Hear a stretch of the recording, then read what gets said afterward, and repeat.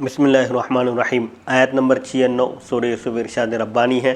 اعوذ باللہ من الشیطان الرجیم فلما ان جاء البشیر القاہ علی وجہہ فارتد بصیرا قال لم اقل لکم انی اعلم من اللہ ما لا تعلمون۔ پس جب آ پہنچا خوشخبری سنانے والا اور اس نے ڈالا وہ پیرہن آپ کے چہرے مبارک پر تو وہ فوراً بینا ہو گئے۔ آپ نے فرط مسرت انتہائی خوشی سے کہا، دیکھو کیا میں نہیں کہا کرتا تھا تم سے کہ میں جانتا ہوں وہ اللہ کے بتانے سے جو تم نہیں جانتے۔ لما کے بعد ان زائدہ ہے، فلما ان جاء البشیر میں ان زائدہ ہے، کلام کو حسن بخشنے کے لیے آتا ہے، اس کے رکھنے اور نہ رکھنے سے کوئی فرق نہیں پڑتا، لیکن یہ اس کا وجود کلام کو حسن بخشتا ہے۔ حضرت ابن مسعود فرماتے ہیں وہ خوشخبری دینے والا قافلے سے پہلے آ پہنچا۔ حضرت ابن عباس فرماتے ہیں وہ یہودا تھا، یعنی آپ کے فرزند یہودا تھے۔ سعدی فرماتے ہیں یہودا نے کہا خون سے لت پت قمیض بھی میں حضرت یعقوب کے پاس میں لے گیا تھا اور میں نے کہا تھا کہ یوسف کو بھیڑیا کھا گیا ہے، یعنی میں نے والد صاحب کے قلب کو تکلیف پہنچائی تھی، تو آج بھی میں ان کے پاس میں خود ہی قمیص لے جاتا ہوں اور انہیں بتاتا ہوں کہ یوسف زندہ ہیں، یعنی جس طرح میں نے ان کو تکلیف پہنچائی تھی آج اسی طرح میں یہ قمیص لے جا کر ان کے دل کو خوش کروں گا، پس میں ہی انہیں خوش کروں گا، ان کو خوشی دوں گا جیسے میں نے انہیں اس سے پہلے غم زدہ کیا تھا۔ تو یہودا نے حضرت یعقوب علیہ السلام کو خوش کرنے کے لیے، ان کی خوشنودی حاصل کرنے کے لیے بھائیوں سے درخواست کر کے وہ قمیص قافلے سے پہلے لے کر پہنچے۔ حضرت ابن عباس فرماتے ہیں یہودا نے قمیص اٹھائی اور ننگے پیر ننگے سر دوڑ پڑا، یعنی حضرت یوسف علیہ السلام جب قمیص عطا کیے تو یہودا نے فوراً قمیص لی اور چپل پہنے بغیر ہی، سر پر کچھ اوڑھے بغیر ہی دوڑ پڑے، اور اس کے ساتھ 7 روٹیاں تھیں۔ یہودا کے پاس جملہ 7 روٹیاں تھیں، اس نے ابھی تمام روٹیوں کو کھایا نہیں تھا کہ وہ اپنے والد کے پاس پہنچ گئے، یعنی بلا توقف کہیں رکے بغیر وہ روٹیاں ختم بھی نہیں کیے، سفر کی مشقت برداشت کرتے ہوئے والد صاحب کو خوش کرنے کے لیے تیز تیز دوڑے چلے گئے، اور وہ 80 فرسخ کی مسافت تھی، اتنی طویل مسافت انہوں نے طے کی، اور وہ 7 روٹیاں بھی نہیں کھائے اس درمیان سفر میں، تیزی کے ساتھ والد صاحب کو خوش کرنے کے لیے روانہ ہو گئے۔ بعض علماء فرماتے ہیں وہ خوشخبری دینے والا مالک بن دعر تھا جس نے کنویں کے پاس بھائیوں سے حضرت یوسف کو خریدا تھا۔ حوالے کے لیے دیکھیے معالم التنزیل جلد 3 صفحہ 324۔ اس خوشخبری دینے والے نے حضرت یوسف علیہ السلام کی قمیص حضرت یعقوب علیہ السلام کے چہرے مبارک پر ڈالی تو آپ فوراً بینا ہو گئے، آپ کی بینائی لوٹ آئی، کھوئی ہوئی بینائی کے بعد آپ کی آنکھیں کھل گئیں، کمزوری کے بعد آپ کی طاقت واپس آ گئی، اور بڑھاپے کے بعد آپ کا شباب، آپ کی نوجوانی لوٹ آئی، یعنی نشاط، طبیعت میں پھرتی آپ کے واپس پلٹ آئی۔ نافع، ابن کثیر اور ابو عمرو نے انی کو یا کے فتحے کے ساتھ اور دوسرے علماء نے یا کے سکون کے ساتھ پڑھا ہے۔ قال الم اقل لکم انی اعلم من اللہ ما لا تعلمون، یہ قرات ہے، اور ایک قرات میں ہے قال الم اقل لکم انی اعلم، یا کے فتحے کے ساتھ ہے۔ حضرت یعقوب علیہ السلام نے فرمایا میں اللہ تعالیٰ کی طرف سے حضرت یوسف علیہ السلام کی زندگی کو جانتا ہوں، اور یہ بھی جانتا ہوں کہ اللہ تعالیٰ ہمیں اکٹھا فرمائے گا، یکجا کرے گا، ایک جگہ جمع کرے گا، یہ ایسی بات ہے جو تم نہیں جانتے تھے۔ بعض فرماتے ہیں انی اعلم، یہ مستقل کلام ہے، اس کا سابق سے کوئی تعلق نہیں ہے، یہ مستقل کلام ہے، اور آپ نے پہلے جو قول فرمایا تھا وہ یہ تھا لا تیأسوا من روح اللہ، اللہ کی رحمت سے نا امید نہ ہو، انی لاجد ریح یوسف، اس سے پہلے آپ نے یہ فرمایا تھا کہ میں یوسف کی خوشبو پا رہا ہوں۔ امام بغوی فرماتے ہیں روایت ہے کہ حضرت یعقوب علیہ السلام نے خوشخبری دینے والے سے پوچھا یوسف کیسے ہیں، تو اس نے کہا، خوشخبری دینے والے نے کہا وہ تو شاہ مصر ہیں، مصر کے بادشاہ ہیں۔ حضرت یعقوب نے فرمایا میں بادشاہ کو کیا کروں، یعنی بادشاہ ہوں گے، میں تو یہ پوچھ رہا ہوں کہ وہ کس دین پر قائم ہیں، ان کے دین کے بارے میں پوچھ رہا ہوں۔ تو خوشخبری دینے والے نے کہا وہ اسلام کے پیروکار ہیں، تو آپ نے فرمایا اب نعمت کی تکمیل ہوئی، الحمدللہ۔ حوالے کے لیے دیکھیں معالم التنزیل جلد 3 صفحہ 325، یعنی ان کے دین کے بارے میں آپ جاننا چاہتے تھے، آپ نے مسرت کا اظہار فرمایا کہ اللہ تعالیٰ کی نعمت اصل دین اسلام ہے جو کامل نعمت ہے، اللہ تعالیٰ کی نعمت اب ہم پر پوری ہوئی کہ یوسف علیہ السلام بادشاہ مصر بننے کے باوجود دین حنیف کے پیروکار ہیں۔ یہ تھی آیت نمبر 96 کی تفسیر۔ آیت نمبر 97 ارشاد ربانی ہے اعوذ باللہ من الشیطان الرجیم قالوا یا ابانا استغفر لنا ذنوبنا انا کنا خاطئین، بیٹوں نے عرض کی اے ہمارے پیدر محترم، اے بابا جان مغفرت مانگیے ہمارے لیے ہمارے گناہوں کی، بے شک ہم ہی قصوروار تھے۔ ہم خلوص نیت سے، بیٹوں نے کہا حضرت یعقوب سے درخواست کی کہ ہم خلوص نیت سے توبہ کرتے ہیں، صدق دل سے رجوع ہوتے ہیں اور اپنی خطاؤں کا اقرار کرتے ہیں، اعتراف کرتے ہیں۔ ہمارے لیے آپ بارگاہ رب العزت میں ہماری غلطیوں کی بخشش کے لیے دعا فرمائیے۔ سے معلوم ہوتا ہے کہ جو نیک متقی پرہیزگار لوگ ہیں، صالحین سے دعاؤں کی درخواست کرنی چاہیے توبہ کے ساتھ۔ ان کی دعاؤں کی برکت سے اللہ تعالیٰ خاص فضل فرمائے گا۔ اس لیے حضرت یعقوب علیہ السلام کے فرزندوں نے حضرت یعقوب علیہ السلام سے درخواست کی کہ آپ ان کے گناہوں کی مغفرت طلب کریں، اللہ تعالیٰ سے ان کے لیے استغفار کریں۔ یہ تھی آیت نمبر 97 کی تفسیر۔ آیت نمبر 98 ارشاد ربانی ہے، اعوذ باللہ من الشیطان الرجیم، قال سوف استغفر لکم ربی انہ هو الغفور الرحیم۔ فرمایا ان قریب میں مغفرت طلب کروں گا تمہارے لیے اپنے رب سے، بے شک وہی بڑا معاف کرنے والا بے انتہا مہربان ہے۔ سوف استغفر لکم ربی، ربی کی یا کو نافع اور ابو عمرو نے فتحے کے ساتھ اور باقی قاریوں نے سکون کے ساتھ پڑھا ہے، یعنی قال سوف استغفر لکم ربی، یہ باقی قاریوں کی قرات ہے، اور نافع اور ابو عمرو نے استغفر لکم ربی یا کے فتحے کے ساتھ پڑھا ہے۔ اکثر مفسرین فرماتے ہیں حضرت یعقوب علیہ السلام نے دعا کو سحری تک مؤخر فرمایا، فوراً آپ نے ان کے لیے دعا نہیں فرمائی بلکہ سوفا کا لفظ استعمال کیا۔ کیوں؟ سحری کے وقت جو دعا کی مقبولیت کا وقت ہوتا ہے، رات کا چھٹا حصہ، اس وقت تک آپ نے دعا کو ملتوی فرمایا، مؤخر فرمایا، کیونکہ اللہ تبارک و تعالی ہر شب ہر رات آسمان دنیا پر اپنی شان کے لائق نزول اجلال فرماتا ہے۔ اللہ کی رحمت ہر شب، یہ ہر شب کی خصوصیت ہے کہ اللہ تعالیٰ کی رحمت خاص تجلی فرماتی ہے۔ رات کے آخر حصے میں بندہ اٹھ کر صدق دل سے جو دعا کرتا ہے اس کی دعا قبول ہوتی ہے۔ تو آپ نے رات کے اس تہائی حصے کے لیے، اس آخری وقت کے لیے دعا کو اٹھا کر رکھا کہ جس وقت اللہ تعالیٰ آسمان دنیا پر تجلی فرماتا ہے، اپنی شان کے لائق نزول اجلال فرماتا ہے، اس کی رحمت متوجہ ہوتی ہے۔ جب رات کا تیسرا حصہ باقی ہوتا ہے، 3 حصے کر کے رات کے جب تیسرا حصہ باقی ہوتا ہے تو رحمت الہی بندوں کی طرف متوجہ ہوتی ہے اور فرماتا ہے اللہ تعالیٰ کوئی ہے دعا کرنے والا کہ میں اس کی دعا قبول کروں، کوئی ہے سائل سوال کرنے والا کہ میں اسے عطا کروں، کوئی ہے مغفرت طلب کرنے والا کہ میں اس کی مغفرت کروں۔ یعنی اللہ تعالیٰ کی رحمت یہ ندا دیتی رہتی ہے۔ یہ حدیث حضرت ابو ہریرہ رضی اللہ عنہ سے صحیحین یعنی صحیح بخاری اور صحیح مسلم میں منقول ہے۔ حوالے کے لیے دیکھیے صحیح بخاری باب الدعاء والصلاة من آخر اللیل، جلد 1 صفحہ 153۔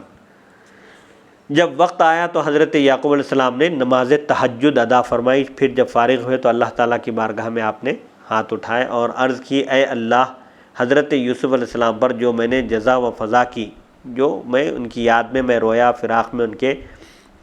میں جو تکلیف برداشت کیا اور جو میں نے قلب سے صبر کا اظہار کیا، وہ معاف فرما۔ یعنی مجھے حضرت یوسف علیہ السلام کے فراق میں نہیں رونا چاہیے تھا اور صبر کا مظاہرہ کرنا چاہیے تھا، یعنی یوسف علیہ السلام کی فراق کو، ان کی جدائی کو برداشت کرنا چاہیے تھا، وہ میں نے نہیں کیا، لہذا میری اس لغزش کو معاف فرما اور میری اولاد کی بھی وہ لغزش و خطا معاف فرما جو انہوں نے اپنے بھائی یوسف کے ساتھ ظالمانہ سلوک کر کے کی تھی۔ اللہ تعالیٰ نے حضرت یعقوب علیہ السلام کی طرف وحی بھیجی، میں نے آپ کو اور ان کو معاف کر دیا ہے۔ حضرات انبیاء کرام علیہم السلام تمام کے تمام معصوم ہوتے ہیں، ان سے کوئی صغیرہ اور کبیرہ گناہ سرزد نہیں ہو سکتا۔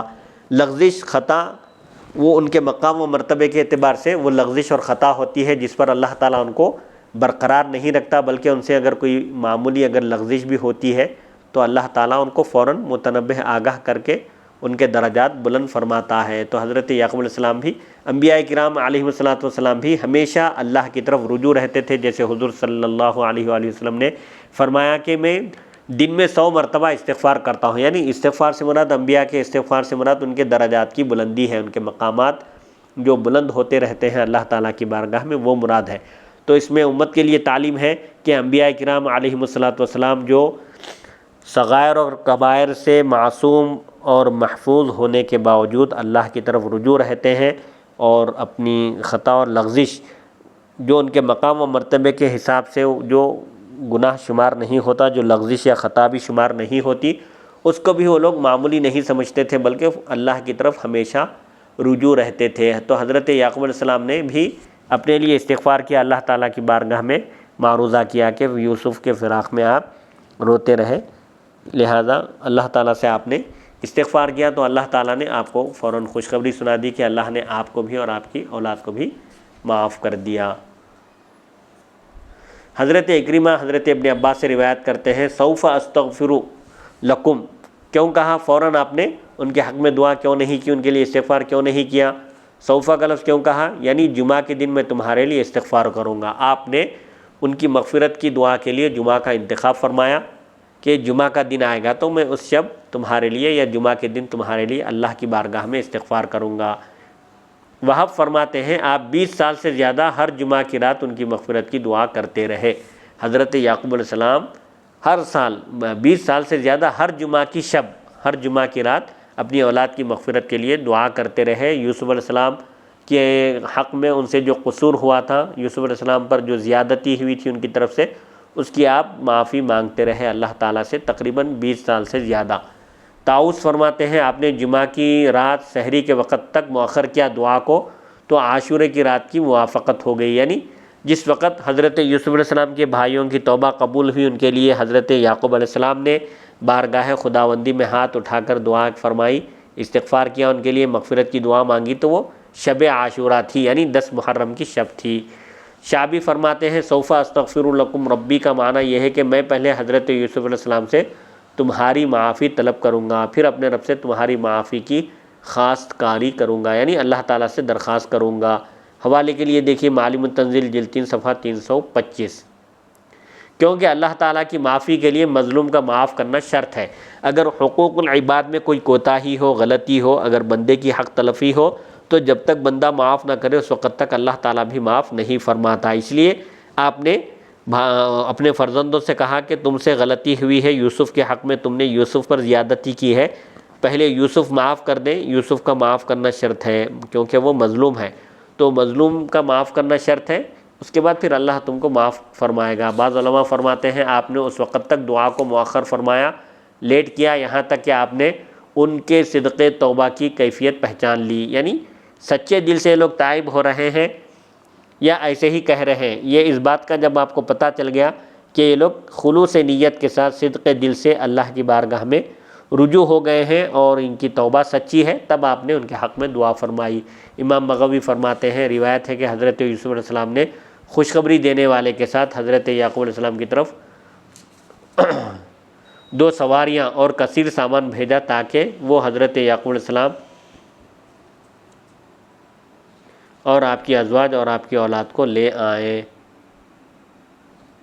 بس جب حضرت یعقوب علیہ السلام اپنے اہل و اولاد کے ساتھ مصر کی طرف روانہ ہوئے، مصر کی طرف نکلے تو مردوں اور عورتوں کی کل تعداد 72 تھی، یعنی حضرت یعقوب علیہ السلام کا خاندان قبیلہ و کنبہ 72 افراد پر مشتمل تھا۔ مسروق کہتے ہیں وہ 93 تھے، 93 افراد تھے۔ جب وہ مصر کے قریب پہنچے تو حضرت یوسف علیہ السلام نے اپنے سے اوپر والے بادشاہ سے حضرت یعقوب علیہ السلام کی آمد کی بات کی تو حضرت یوسف علیہ السلام اور بادشاہ 4000 لشکریوں کے ساتھ استقبال کے لیے نکلے۔ شہر کے باہر حضرت یعقوب علیہ السلام کا استقبال ویلکم کرنے کے لیے بادشاہ جو آپ سے بھی اوپر جو مقرر تھا وہ بادشاہ اور 4000 لشکر لے کر نکلے، اور اس کے علاوہ اہل مصر بھی آپ کے ساتھ تھے، یعنی عام لوگ بھی آپ کے ساتھ حضرت یعقوب علیہ السلام کے استقبال کے لیے نکلے۔ وہ تمام حضرت یعقوب علیہ السلام کے سامنے آئے جبکہ آپ یہودا کے سہارے یعنی یہودا کے کندھے پر ہاتھ رکھ کر چل رہے تھے۔ آپ نے گھوڑوں اور لوگوں کا انبوہ کثیر دیکھا، یعنی حضرت یعقوب علیہ السلام نے دیکھا کہ اتنا بڑا لشکر ہے، لوگ ہیں اور گھوڑے ہیں، سواریاں ہیں، تو آپ نے یہودا سے پوچھا اس شان و شوکت کے ساتھ یہ فرعون مصر آ رہا ہے؟ تو یہودا نے کہا نہیں، یہ آپ کے فرزند ہیں۔ حوالے کے لیے دیکھیے معالم التنزیل جلد 3 صفحہ 325۔ یہ تھی آیت نمبر 98 کی تفسیر۔ آیت نمبر 99 ارشاد ربانی ہے، اعوذ باللہ من الشیطان الرجیم، فلما دخلوا علی یوسف آوا الیہ ابویہ وقال ادخلوا مصر ان شاء اللہ آمنین۔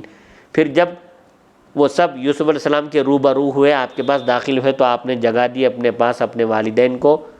اور ان سے کہا داخل ہو جاؤ مصر میں اگر اللہ تعالیٰ نے چاہا تو تم خیر و عافیت کے ساتھ رہو گے، یعنی انشاءاللہ یہاں امن و سکون سے رہو گے، تم کو کوئی تکلیف نہیں پہنچے گی۔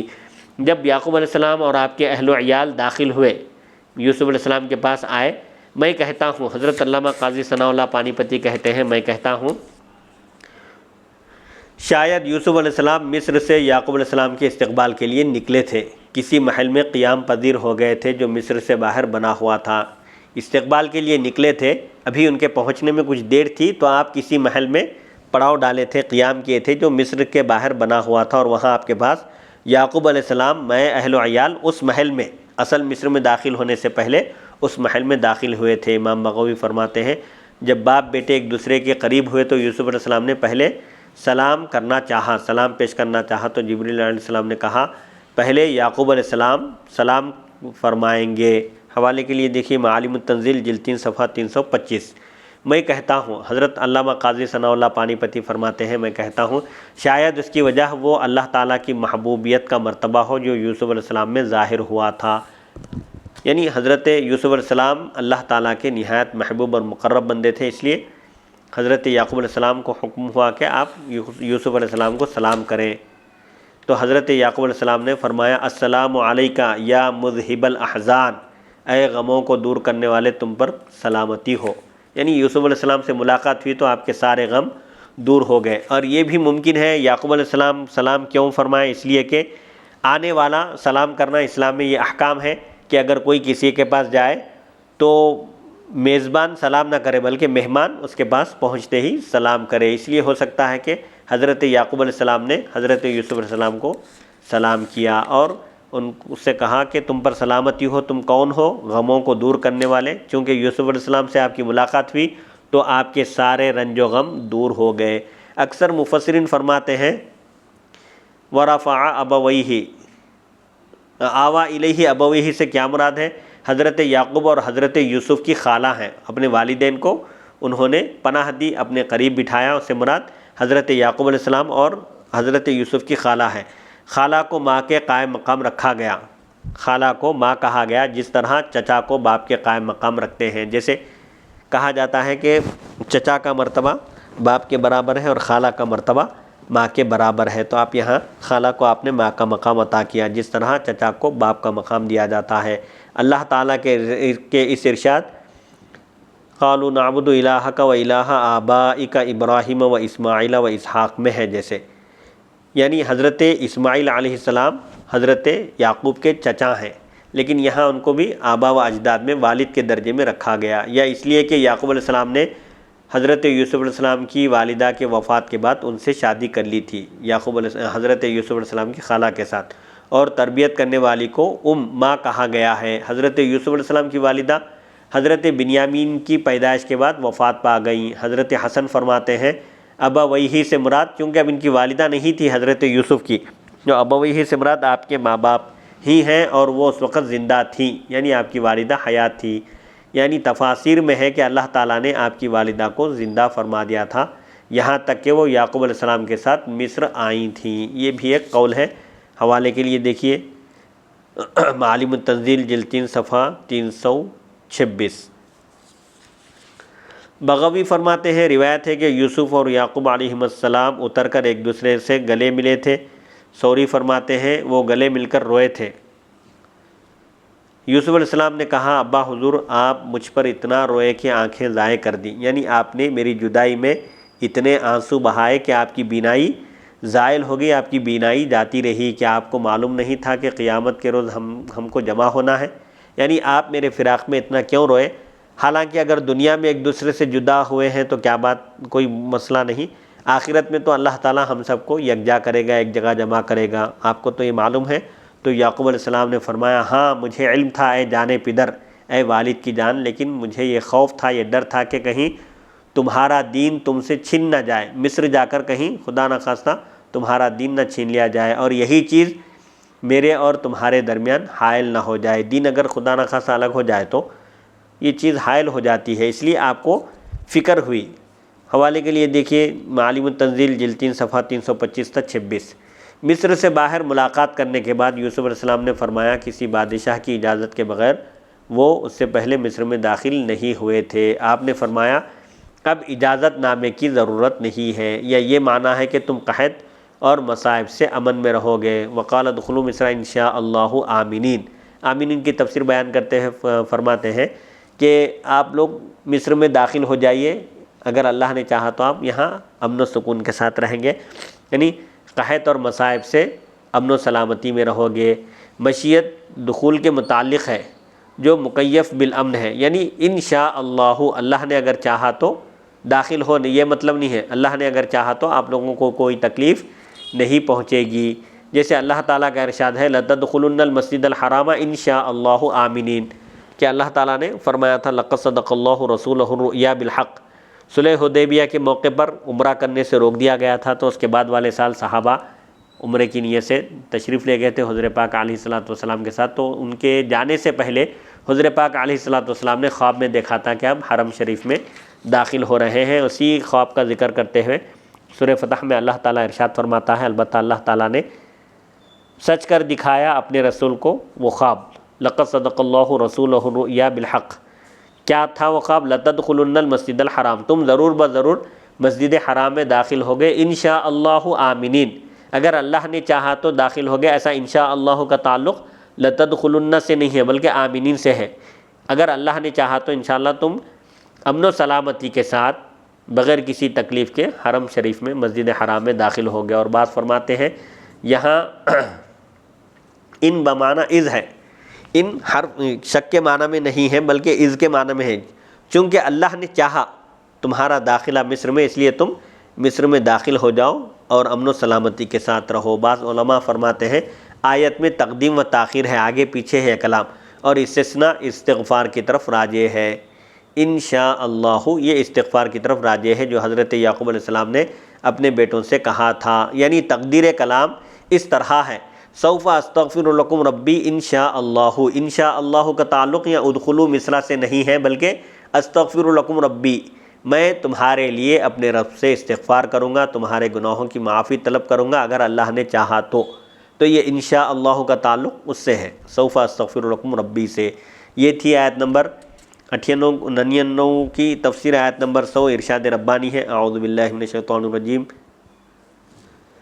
وَرَفَعَ أَبَوَيْهِ عَلَى الْعَرْشِ وَخَرُّوا لَهُ سُجَّدًا وَقَالَ يَا أَبَتِ هَذَا تَأْوِيلُ رُؤْيَايَ مِنْ قَبْلُ قَدْ جَعَلَهَا رَبِّي حَقًّا وَقَدْ أَحْسَنَ بِي إِذْ أَخْرَجَنِي مِنَ السِّجْنِ وَجَاءَ بِكُم مِّنَ الْبَدْوِ مِن بَعْدِ أَن نَّزَغَ الشَّيْطَانُ بَيْنِي وَبَيْنَ إِخْوَتِي إِنَّ رَبِّي لَطِيفٌ لِّمَا يَشَاءُ إِنَّهُ هُوَ الْعَلِيمُ الْحَكِيمُ۔ اور جب شاہی دربار میں پہنچے تو آپ نے یعنی حضرت یوسف نے اوپر بٹھایا اپنے والدین کو تخت پر، اور وہ گر پڑے آپ کے لیے سجدہ کرتے ہوئے، یعنی جھک گئے وہ لوگ آپ کے آگے سجدہ کرتے ہوئے۔ اور یہ منظر دیکھ کر حضرت یوسف علیہ السلام نے کہا اے میرے پدر بزرگوار، یہ تعبیر ہے میرے خواب کی جو پہلے عرصہ ہوا میں نے دیکھا تھا، 40 سال پہلے جو آپ نے خواب دیکھا تھا، آج اس کی تعبیر میں دیکھ رہا ہوں کہ چاند اور سورج اور ستارے 11 مجھے سجدہ کر رہے ہیں۔ سو میرے پروردگار نے اس خواب کو سچ کر دکھایا ہے، جو خواب میں نے دیکھا تھا جس کی تعبیر سامنے آ گئی، اور اس نے بڑا کرم فرمایا مجھ پر جب اس نے نکالا مجھے قید خانے سے اور لے آیا تمہیں صحرا سے، اس کے بعد کہ ناچاقی ڈالتی تھی، نا اتفاقی ڈالتی تھی شیطان نے میرے درمیان اور میرے بھائیوں کے درمیان۔ شیطان کے ورغلانے سے میرے بھائیوں نے اس طرح کی حرکت کی تھی، لیکن اللہ تعالیٰ نے فضل فرما دیا اور میرا وہ خواب سچ کر دکھایا، اور یہ بھی کرم کیا کہ مجھے قید خانے سے اس نے رہائی بخشی۔ بے شک میرا رب لطف و کرم فرمانے والا ہے، بڑا مہربان ہے، جس کے لیے چاہتا ہے وہ اس پر مہربانی فرماتا ہے، یقیناً وہی سب کچھ جاننے والا اور بڑا دانا ہے، علم رکھنے والا ہے۔ حضرت یوسف علیہ السلام نے اپنے والدین کو تخت شاہی پر بٹھایا۔ رفع کا معنی پستی سے بلندی کی طرف منتقل کرنے کے آتے ہیں، رفع یرفع رفعن عربی زبان کا لفظ ہے یہ، اس کے معنی نیچے سے اوپر کی طرف منتقل کرنا، پستی سے بلندی کی طرف لے آنا۔ حضرت یوسف علیہ السلام کے والدین اور بھائی ان کو سجدہ کرتے ہوئے گر پڑے، یعنی یہاں سجدے سے زمین پر پیشانی رکھنا مراد نہیں ہے بلکہ احتراماً جھکنا اور تواضع کرنا مراد ہے، یعنی تواضعاً وہ لوگ آپ کے آگے جھکے۔ سجدے سے مراد وہ سجدہ نہیں ہے جو نماز میں کیا جاتا ہے پیشانی زمین پر رکھ کر، وہ سجدہ مراد نہیں ہے بلکہ صرف جھکنا مراد ہے، یعنی انہوں نے حضرت یوسف علیہ السلام کے لیے تواضع، عاجزی و انکساری اختیار کی۔ بعض علماء فرماتے ہیں انہوں نے واقعی زمین پر اپنی پیشانیاں رکھ کر سجدہ کیا تھا، اور وہ سجدہ سجدہ عبادت نہیں تھا بلکہ سجدہ تعظیمی تھا، اور اس دور میں لوگوں کا سلام سجدہ تھا۔ سلام کیا تھا؟ لوگ بادشاہ کو، اپنے سے بڑے کو سجدہ کرتے تھے، اور یہ سجدہ تعظیمی سابقہ امتوں کی شریعتوں میں جائز تھا، تعظیماً سجدہ کرنا جائز تھا، لیکن اس شریعت میں یعنی شریعت محمدیہ صلی اللہ علیہ وآلہ وسلم میں سجدہ تعظیمی منسوخ ہو گیا ہے، یہ حرام ہے۔ حضرت ابن عباس رضی اللہ عنہما سے مروی ہے، فرماتے ہیں اس کا معنی یہ ہے وَخَرُّوا لَهُ سُجَّدًا، کہ وہ اللہ تعالیٰ کی بارگاہ میں سجدہ شکر ادا کرتے ہوئے حضرت یوسف علیہ السلام کے سامنے جھک گئے۔ حوالے کے لیے دیکھیے معالم التنزیل جلد 3 صفحہ 327۔ وَخَرُّوا لَهُ، لہو کی ضمیر کا مرجع اللہ تعالیٰ کی ذات ہے، اور وہ سجدے میں گر پڑے اس کے لیے، یعنی اللہ کے لیے۔ میں کہتا ہوں، حضرت علامہ قاضی ثناء اللہ پانی پتی فرماتے ہیں، میں کہتا ہوں حضرت یوسف علیہ السلام کو اللہ تعالیٰ کے اذن سے، اللہ تعالیٰ کی اجازت سے گویا قبلہ بنایا گیا تھا، جیسے کعبہ ہمارے لیے قبلہ ہے، اور جس طرح حضرت آدم علیہ السلام کو فرشتوں کے لیے قبلہ بنایا گیا تھا جب انہیں فرشتوں کو جب سجدے کا حکم ملا تھا۔ بعض علماء فرماتے ہیں وہ حضرت یوسف علیہ السلام کی خاطر اور آپ کی ملاقات کی وجہ سے اللہ تعالیٰ کا شکر ادا کرتے ہوئے سجدے میں گر گئے۔ سجدے شکر تھا ان کا کہ اللہ تعالیٰ نے ان پر انعام فرمایا، فضل فرمایا، تو اللہ کا شکر بجانا لانے کے لیے وہ لوگ اللہ کے آگے سجدے میں چلے گئے۔ پہلا قول صحیح ہے،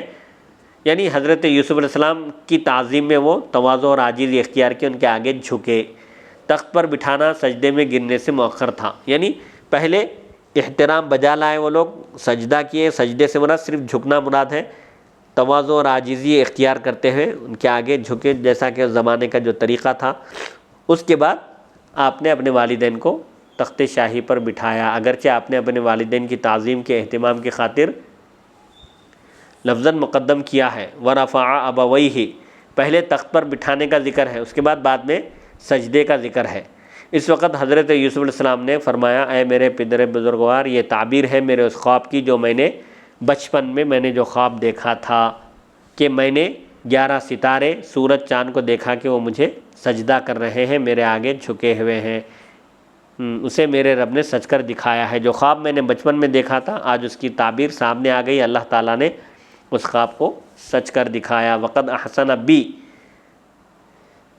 احسن بی میں قرات بتا رہے ہیں، بی کی یا کو نافع اور ابو عمرو نے فتحے کے ساتھ اور دوسروں نے سکون کے ساتھ پڑھا ہے۔ وقد احسن بی اذ اخرجنی، اور ایک قرات میں ہے وقد احسن بیا اذ اخرجنی، اور دوسروں نے سکون کے ساتھ پڑھا ہے، یعنی جو مشہور قرات ہے وقد احسن بی اذ اخرجنی، یعنی اس نے مجھ پر بڑا انعام فرمایا جب اس نے نکالا مجھے قید خانے سے۔ یہاں آپ نے قید خانے سے نکالے جانے کا ذکر کیا، حالانکہ اس سے پہلے آپ کو کنویں سے بھی نکالا گیا تھا، آپ نے کنویں سے نکالنے کا ذکر نہیں کیا، حالانکہ وہ تو قید خانے سے بھی زیادہ تکلیف دہ منظر تھا، تکلیف دینے والا منظر تھا، تو آپ کا یہ کرم تھا کہ تاکہ بھائی شرمندہ نہ ہوں۔ کنویں کا آپ نے اس لیے ذکر نہیں کیا کہ کہیں بھائیوں کو شرمندگی نہ اٹھانی پڑے، اس لیے آپ نے یہاں کنویں کا تذکرہ نہیں کیا کہ اللہ نے اس وقت مجھ پر احسان فرمایا جس وقت اس نے مجھے کنویں سے باہر نکالا، یہ نہیں کہا، کیوں؟ تاکہ بھائی شرمندہ نہ ہو، کیونکہ آپ پہلے انہیں لا تثریب علیکم اليوم فرما چکے تھے، یعنی آپ پہلے ان کو معاف فرما چکے تھے، معاف کرنے کے بعد پھر عار دلانا یہ درست نہیں ہے۔ تو یہ تعلیم دینے کے لیے کہ جس کو معاف کر دیے ہیں اب اس کو پھر عار نہیں دلانا چاہیے۔ اور صرف قید خانے سے اخراج کے ذکر کی یہ بھی وجہ ہو سکتی ہے، قید خانے سے نکالا اللہ نے، اذ اخرجنی من السجن کیوں کہا، کنویں کا ذکر کیوں نہیں کیا؟ اس کی ایک وجہ یہ بھی ہو سکتی ہے کہ قید خانے سے نکالنا اللہ تعالیٰ کی بہت بڑی نعمت تھی، کیونکہ کنویں سے نکلنے کے بعد آپ غلامی کے جال میں پھنس گئے تھے، کنویں سے نکلنے کے بعد آپ کو غلام بنا لیا گیا تھا، اور پھر عورتوں کے مکر و فریب سے دوچار ہوئے تھے، یعنی آپ کے حسن و جمال سے متاثر ہو کر عورتوں نے آپ پر ڈورے ڈالے تھے، آپ کو وہاں بھی مشکلات کا سامنا پڑا، لیکن قید خانے سے رہائی کے بعد آپ مصر کے بادشاہ بن گئے تھے۔ قید خانے سے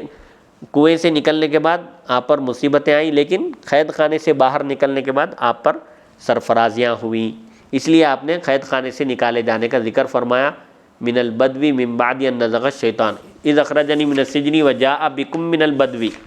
یہ من البدوی کے بارے میں فرماتے ہیں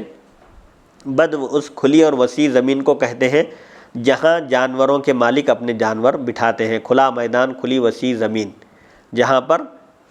جانوروں کے مالک، چرواہے یا جانوروں کے مالک اپنے جانوروں کو بٹھاتے ہیں، اور یہ تمام لوگ دیہاتی اور مویشی پالنے والے تھے، یعنی دیہات میں رہنے والے اور بکریوں کی نگہداشت کرنے والے تھے۔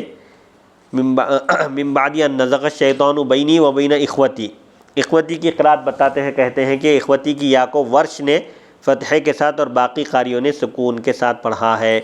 اذ اخرجنی من السجن وجاء بکم من البدو من بعد ان نزغ الشیطان بینی و بین اخوتی، بینی و بین اخوتیہ،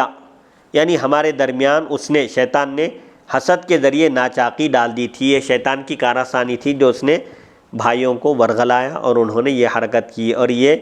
نزغ الرابض الدابہ سے مشتق ہے، جس کا معنی ہے اس نے اسے چلنے پر برانگیختہ کیا، یعنی جانور کو چلنے پر ابھارا۔ ان ربی لطیف لما یشاء، بے شک میرے رب کی تدبیر بڑی لطیف ہے،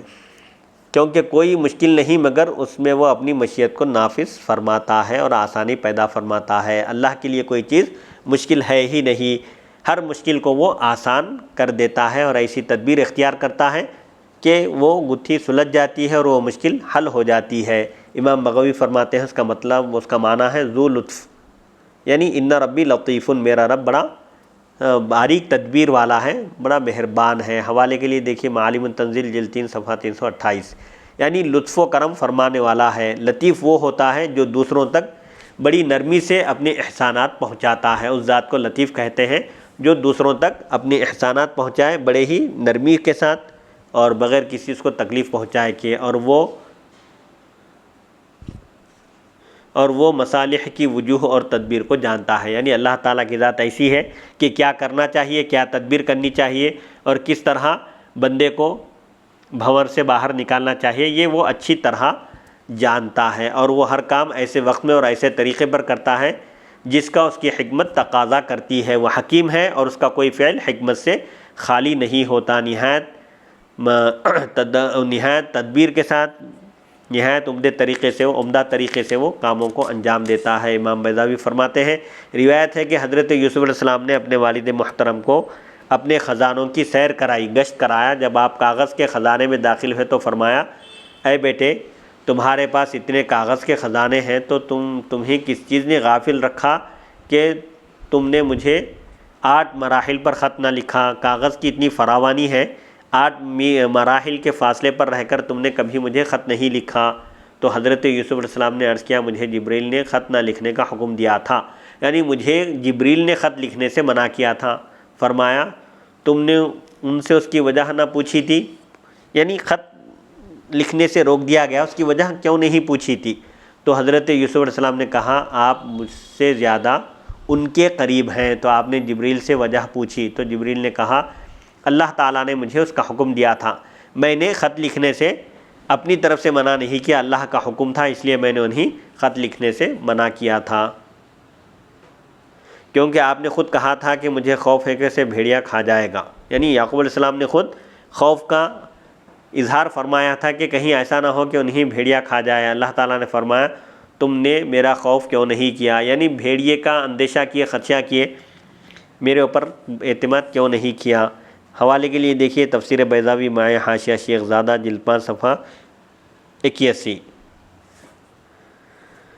بغوی فرماتے ہیں، اہل تاریخ نے لکھا ہے کہ حضرت یعقوب علیہ السلام مصر میں حضرت یوسف علیہ السلام کے پاس بڑے خوش و خرم اور عیش و سہولت میں رہے تھے، یعنی آپ وہاں اطمینان کے ساتھ زندگی بسر کر رہے تھے۔ مصر میں ہی آپ کا وصال باکمال ہوا۔ جب آپ کی موت کا وقت قریب آیا، آپ کی وفات کا، تو آپ نے حضرت یوسف علیہ السلام کو وصیت فرمائی کہ میرا جسم میرے والد حضرت اسحاق کے پاس دفن کرنا، یعنی جب میرا وصال ہو جائے تو مجھے میرے والد کے پہلو میں دفن کرنا۔ حضرت یوسف علیہ السلام نے آپ کی وصیت پر عمل کیا اور آپ کو مصر سے ملک شام میں لے جا کر دفن کیا اور پھر مصر واپس لوٹ آئے۔ امام احمد نے کتاب الزہد میں مالک سے روایت کیا ہے کہ حضرت یعقوب علیہ السلام جب بھاری ہو گئے، یعنی جب ان کی عمر طویل ہو گئی اور ان کے وصال با کمال کا وقت آ گیا تو آپ نے اپنے لخت جگر یوسف سے فرمایا اپنا ہاتھ میری صلب کے نیچے داخل کرو اور رب یعقوب کی قسم کھاؤ کہ تم مجھے میرے آبا کے ساتھ دفن کرو گے،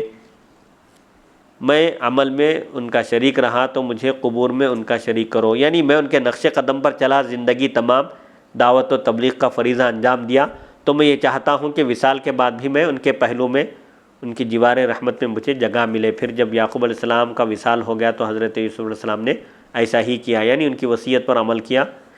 آپ حضرت یعقوب علیہ السلام کو کنعان لے آئے اور ان کے آبا یعنی ان کے آبا و اجداد کے ساتھ انہیں دفن کر دیا۔ سعید بن جبیر فرماتے ہیں حضرت یعقوب علیہ السلام کو شیشم کے تابوت میں بیت المقدس منتقل کیا گیا تھا، تو اسی دن عیس کا بھی انتقال ہوا تھا۔ حضرت یعقوب کے یہ بھائی تھے، دونوں کو ایک قبر میں دفن کیا گیا اور یہ دونوں ایک ہی ماں کے پیٹ سے پیدا ہوئے تھے، یعنی ان دونوں کی ماں ایک ہی تھی اور دونوں کی عمر 174 سال تھی۔ انتقال کے وقت یہ عیس اور یعقوب علیہ السلام دونوں حضرت اسحاق علیہ السلام کے فرزند ہیں، پیدا بھی ایک ہی دن ہوئے تھے، انتقال بھی ایک ہی دن ہوا اور ان کو ایک ہی قبر میں دفن کیا گیا۔ پھر جب اللہ تعالیٰ نے حضرت یوسف علیہ السلام کے تمام امور جمع فرما دیے، یعنی ان کے سب مسائل حل ہو گئے، سب امور کو یکجا کیا، تو آپ نے جان لیا یوسف علیہ السلام کی جب مہم مکمل ہو گئی، زندگی کا جو مقصد تھا، جو خواب دیکھا تھا وہ خواب بھی پورا ہو گیا، سب چیزیں ہو گیا، تو آپ کو اندازہ ہو گیا کہ دنیا کی نعمتیں ہمیشہ رہنے والی نہیں ہیں، تو آپ نے اللہ تعالیٰ سے حسن عاقبت اچھے انجام کا سوال کیا۔ حوالے کے لیے دیکھیے معالم التنزیل جلد 3 صفحہ 328۔ یہ تھی آیت نمبر 100 کی تفسیر۔ انشاءاللہ اگلی نشست میں آیت نمبر 101 پر گفتگو ہوگی۔ وصلی اللہ تعالی علی خیر خلقہ سیدنا محمد و آلہ و صحبہ اجمعین والحمد للہ رب العالمین۔